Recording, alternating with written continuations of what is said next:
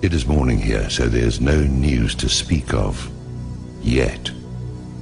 But there will be.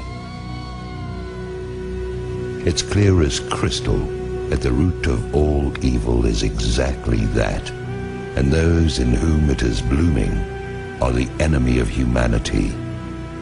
The bankers are the problem. The bankers manufacture recessions and depressions to exert a greater control over social and political structures. The bankers create and finance the wars on both sides of the conflicts. The bankers orchestrate famine, poverty, and want. The bankers control the policies that control the media and the education system that is operated to maintain ignorance in the public so that they can be shorn like sheep. The bankers launder the drug money and keep drugs illegal. The bankers are the problem. The international banker is the scum of the earth, and they have to be brought to account. What will accomplish this? There are several possibilities. One of them is a real run on Wall Street, where the public goes into their offices and dispenses frontier justice on their person. The other is some kind of cosmic intrusion of forces that I won't begin to speculate on. And the other is some kind of financial miracle in which they actually wind up broke. But I don't know how something like that would work. The most likely is a combination of the first two, where the second channels through the first.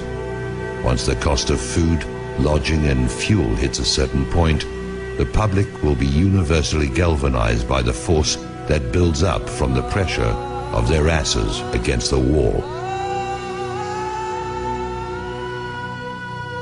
We can be there in a few days. Once the system begins to collapse, it will have its own speed of free fall, and things will move at a spectacular rate of change.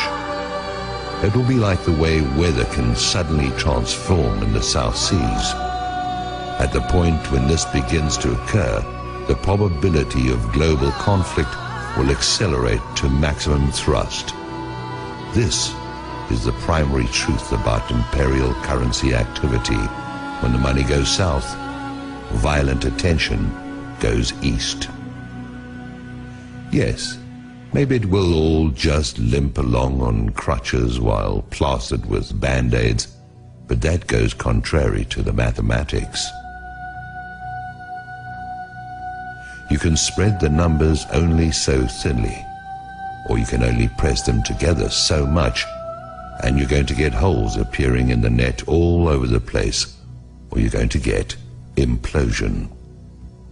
Do I have any idea what I'm talking about? It is possible that I do not. There's an area where allegorical poetry gains a mystical influx of metaphysical certainty that is no different from the theoretical physics, where theory is just another word for things we don't want to accept as inevitable.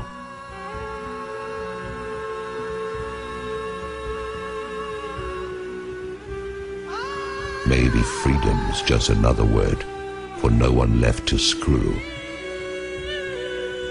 It stands to reason that sooner or later the public will have no further option but to declare open season on the bankers. They'll be hunted down as the be-all and end-all of everything dangerous and wrong. They are a plague and a pestilence as bad as any epidemic. They are the whiskey and yellow fever blankets on the reservations of ordinary life. They are anthrax masquerading as sweet and low. They are the long-standing source of the majority of humanity's problems and have little competition except for the ubiquitous presence of ignorance and impossible dreams. Whoever these bankers are, that is who they are. When the shit hits the fan, as it is going to do at any moment, the guilt of the banksters is going to stand out like zits on a beauty queen.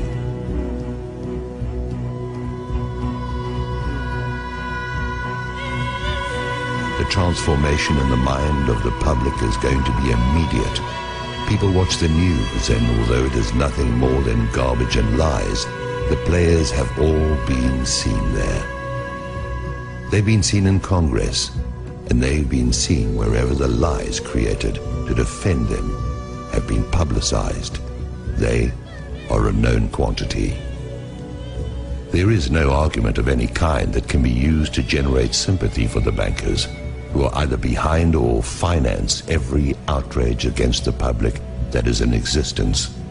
Now their day is at hand, and they show no signs of having any kind of clue.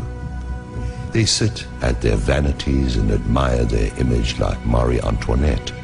They whoop it up like Louis XVI in Versailles, surrounded by gold leaf wallpaper and sycophants, while they diddle the sons and daughters of a dying empire that they brought to pass. There is mercy to be found here, but none of it can be for the banksters who have acted with none in their intentional efforts to beggar, mutilate, maim and destroy anyone and everyone who is not them. That mercy is for the public who, like Lefty, only did what he had to do. I try to get my heart and head around it. I try to see an out for everyone, but the only out I can see for the banksters is out of our lives, and marched still living through the gates of hell, where they can reunite with the banker-in-chief.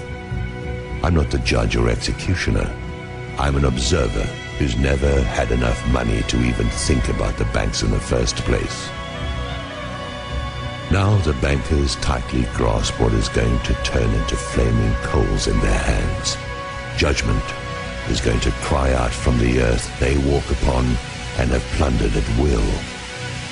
That will is now going to be drained away into fear and apprehension.